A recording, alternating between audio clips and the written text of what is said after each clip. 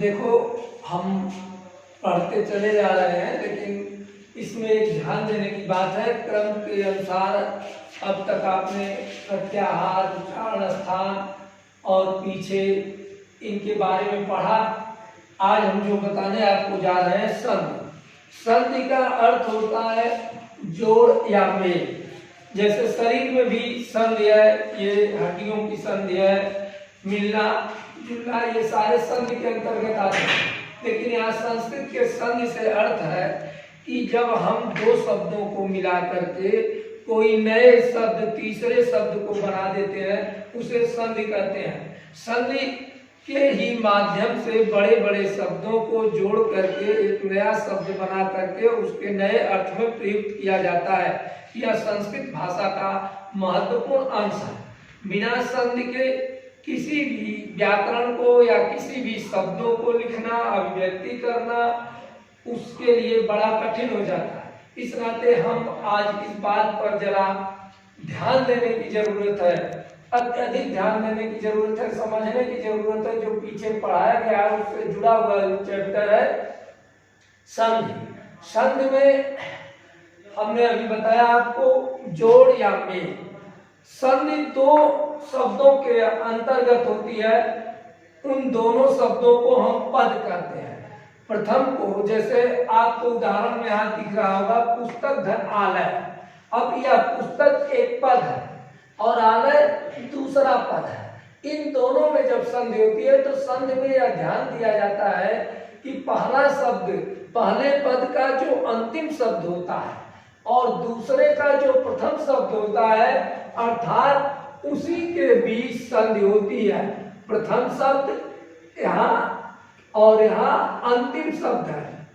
प्रथम और अंतिम शब्द के बीच ही मेल होता है। जैसे ये क है, क में अ है, यहाँ आ है, तो ये काला हो गया। यह नियम है, पहला नियम है कि संधि में दो पद हो, तीन पद हो, जितने भी पद हो, उन पदों के पहले पद के अंतिम में, दूसरे पद के प्रारंभ में, फिर तीसरा अगर पद है तो उसके प्रारंभ के शब्दों में और मेल होता जाता है। इस प्रकार से संधि बनती जाती है। संधि जिन्हें हिंदी में या संस्कृत में ही मान लीजिए स्वर, व्यंजन और विसर्ग, तीन संधियां होती हैं। संधियों के प्रकार तीन होते हैं, स्वर, व्यंजन, विसर्ग। स्वर संधि को संस्कृत में अच कहते हैं। इनके अंतर्गत 9 वर्ण आते हैं जो आपने पढ़ चुका है। इन्हें अब अच संधि कहते हैं। अ, ई, उड़, ऋ, ऋ, ए, ओंग, औच। तो ये अच आते हैं, इनके अंतर्गत 9 आते हैं। इस 9 में यह नियम है कि जब पहले शब्द का अंतिम स्वर दूसरे शब्द के आदि स्वर से मिलता है तो उसे स्वर संधि कहते हैं। इसमें हमने वही बात जो आपको क्लियर किया, वही कहा, लिखा है हमने कि पहले पद के अंतिम में और दूसरे पद में जो मिलता है उसे ही हम स्वर संधि कहते हैं। इसका नियम है कि स्वर के बाद स्वर आवे या व्यंजन के बाद व्यंजन, स्वर के बाद व्यंजन आवे, तो ऐसी स्थिति में स्वर संधि होती है। इनके भेद नीचे दिए गए हैं। थोड़ी चर्चा या व्यंजन संधि की भी हम कर देंगे, विसर्ग की भी, क्योंकि आगे वाले चैप्टर में, आगे वाले भाग में हम इन दोनों को पढ़ा रहे हैं। व्यंजन संधि का मतलब होता है हल। हल के अंतर्गत 33 वर्ण आते हैं। व्यंजन आप सीधा सीधा समझते हैं कि जितने भी व्यंजन लिखे जाते हैं उसमें नीचे अगर हलंत लगा दिया जाता है तो हल हो जाते हैं। इनकी संख्या 33 है। अब जैसे आप देख रहे होंगे, उदाहरण में देख रहे होंगे, दीपक, क में हलंत लगा हुआ है, इस नाते ये व्यंजन हो गया। अब यह कह सकते हैं यहाँ वो में हलंत नहीं लगा हुआ है, वो में हलंत नहीं लगा हुआ है, तो यहाँ अ, लेकिन इसका अर्थ यह हो गया, हलंत लगने का अर्थ हो गया कि अ को हमने अलग कर दिया, केवल व्यंजन बचता है। अब इसमें सामान्य नियम होता है जिसकी चर्चा कर देते हैं कि एक वर्ण में, एक वर्ग में 5 वर्ण होते हैं। जैसे क, ख, ग, घ, अंगा। तो अंगा को हम छोड़ देते हैं, लेकिन इसमें यह होता है कि अगर पहला पद आता है तो अपने स्थान पर इसका तीसरा हो जाता है, अगर दूसरा आता है तो चौथा हो जाता है। इसको आगे हम बताएंगे। बस इतना ही व्यंजन संधि में आपको हमने बताया। विसर्ग संधि, जब कोई व्यंजन या स्वर के बाद अगर विसर्ग हो तो उसके बीच में उसके बाद स्वर या व्यंजन आए तो वहां पर व्यंजन विसर्ग संधि हो जाती है। विसर्ग का अर्थ यह है, यह या तो स हो जाता है या स हो जाता है या स हो जाता है। इसका अब इस नियम को हम बाद में बताएंगे। जैसे उदाहरण के लिए यहाँ प्रायश्चित यह भी है। उदाहरण के लिए यह भी देख सकते हैं, वाचक धनपति, अब ये विसर्ग जो हो गया स हो गया। इस तरह से यह शब्द बन जाता है वाचस्पति। इस तरह से या आप देख रहे हैं विसर्ग में कि विसर्ग अगर है तो उसका आधा स होगा, बड़ा ताला पे होगा, खटकोड़ होने वाला होगा, तीनों होगा। और जहां पर ये पाए जाते हैं बीच में तीनों स हो तो इसका मतलब इसमें से कोई न कोई आधा होगा। इस विसर्ग, इसका मतलब विसर्ग और विसर्ग का मतलब यह विसर्ग संधि में ध्यान देने की बात है। इन पर चर्चा आगे चैप्टर में हम करेंगे। अब यहाँ पर स्वर संधि की बात है तो स्वर संधि 5 प्रकार की होती है। दीर्घ संधि, गुण संधि, यण संधि, वृद्धि संधि, अयाध संधि। फिर से ध्यान देना, दीर्घ संधि, गुण संधि, यण संधि, वृद्धि संधि, अयाध संधि। अब इन्हें संस्कृत में उस तरह से तो हम हिंदी में आपने पढ़ा है, इसके लिए पाणिनि ने सूत्र दिया है या सूत्र दिया गया है जिससे हम आसानी से समझ सकते हैं।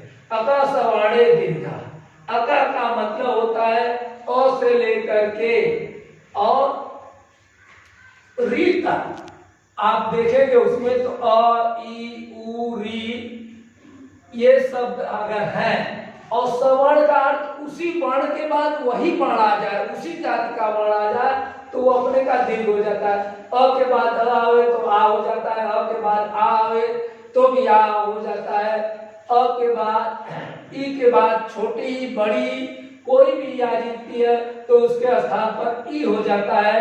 उ के बाद उ या उ के बाद बड़ा उ आ जाए तो वहां पर उ हो जाता है। री या री के बाद री आवे तो उसके स्थान पर बड़ी री हो जाती है। जैसे हमने उदाहरण दिया अलग से। अब दीर्घ संधि अका सवर्णे सुनता, अका माने अका प्रत्याहार है। अका प्रत्याहार के अंतर्गत जो वर्ण आते हैं वही वर्ण फिर उस दूसरे पद में आते हैं तो वह दीर्घ हो जाता है। अब जैसे यहाँ उदाहरण देखिए, हमने लिखा है अ आ के बाद अ आवे तो आ, ई या ई के बाद ई या ई आवे तो ई, उ आ उ के बाद उ आवे तो उ। अब इसका उदाहरण देख सकते हैं, पुस्तक क में अ है और आ गया तो ये मिल करके हो गया पुस्तकालय। ये क का अ और ये आ मिल करके यहाँ आ हो गया। क्योंकि हमने पहले बताया है आपको कि जब स्वर आता है तो स्वर के हम मात्रा को लिख सकते हैं या मात्रा बनाने के काम में आता है। यहाँ आ न लिख करके हम इसका ये लिख दिया और पुस्तकालय हो गया। अब देखिए, रवि धन इंद्र, ये छोटी ही है, ये भी छोटी ही है, दोनों मिलकर के बड़ी हुई हो गई। यहाँ भी उसी तरह का नियम काम किया। क्या काम किया कि ई और ई के बाद अगर कोई ई हो तो उसके स्थान पर बड़ी ई हो जाती है।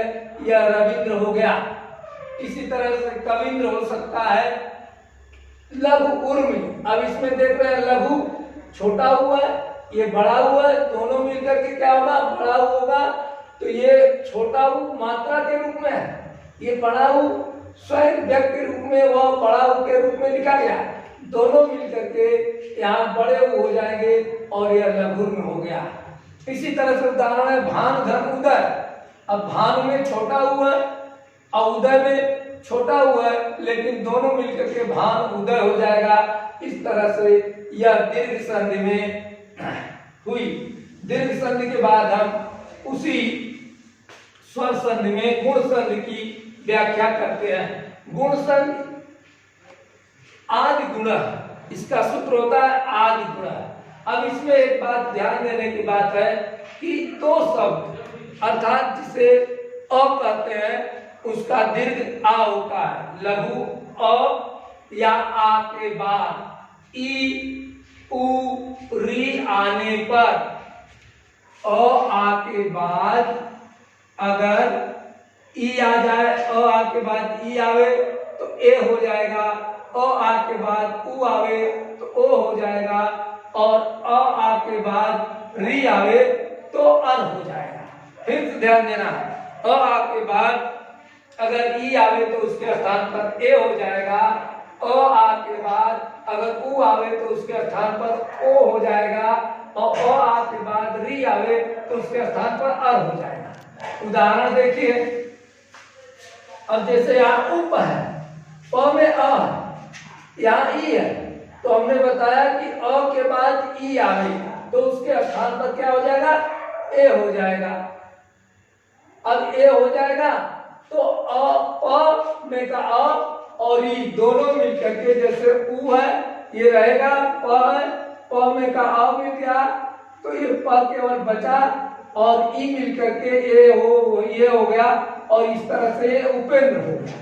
तो आपको क्लियर हो जाएगा कि आ के बाद ई आवे तो दोनों के स्थान पर संधि प्रथम पद और इसके अंतिम पद और इसके प्रथम पद में होती है। इस नाते इन दोनों के बीच में, अब जैसे आपको मान लीजिए इसका विच्छेद करना है, तो विच्छेद करते समय दीर्घ संधि में हम देखते हैं कि जहां पर दीर्घ वर्ण हो वहीं से हम उसे तोड़ेंगे। अब जैसे ये मिल गया तो हमें ध्यान देना होगा कि अ और आ मिलकर के ही ए होता है। इस नाते प को अगर हमने अलग कर दिए तो ये ई हो जाएगा, और फिर यह इस स्थिति में आ जाएगा उपेंद्र।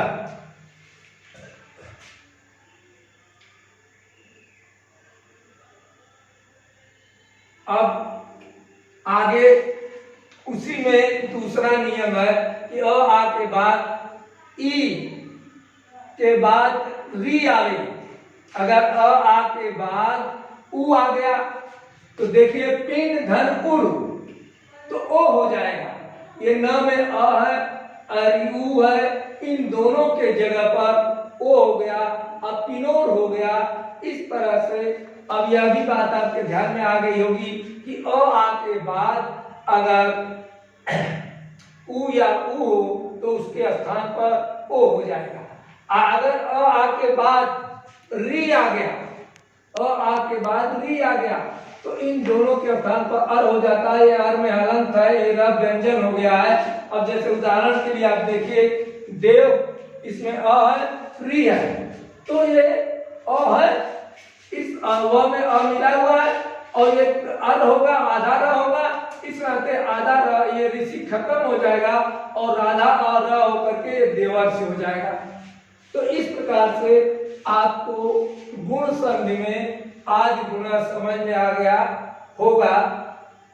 लेकिन यह ध्यान देना है कि ई का ए, उ का ओ, री का अर होता है, और यह सभी अ या आ के बाद आवे तो। अब यण संधि, यण संधि स्वर संधि का तीसरा क्रमांक है इको अणच। इसका संस्कृत में सूत्र है इको अणच। इको में देखिए ध्यान देना है, इक प्रत्याहार है।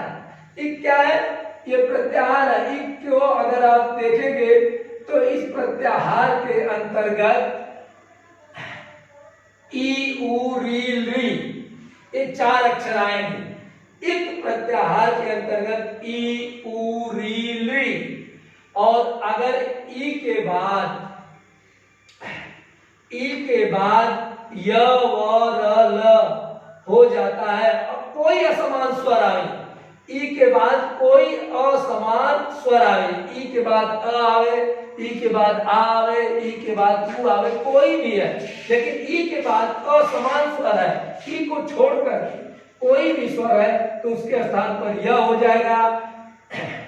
अगर उ के बाद कोई असमान स्वर है तो उसके स्थान पर वह हो जाएगा, और री के स्थान पर री के बाद कोई असमान स्वर हो, री को छोड़ करके ए ऐ ओ औ कुछ भी आता है तो ऐसे स्थान पर र हो जाएगा, और ली असमान ली को छोड़ करके ली के बाद ली आएगा ली हो जाएगा। लेकिन अगर ली के बाद कोई असमान स्वर के अंतर्गत आते हैं, जो भी स्वर हम बताते हैं उसके अलावा कोई स्वर आता है हर्ष और दीर्घ को छोड़कर, जैसे हमने री कर दिया तो री हर्ष और दीर्घ दोनों को छोड़ करके अ आ ई उ, या उ हमने कर दिया तो उ हर्ष और दीर्घ छोड़ करके कोई भी असमान स्वर आए, स्वर आप जानते हैं न होते हैं तो उनके स्थान पर ई का य, उ का व, री का र, ली का ल हो जाता है।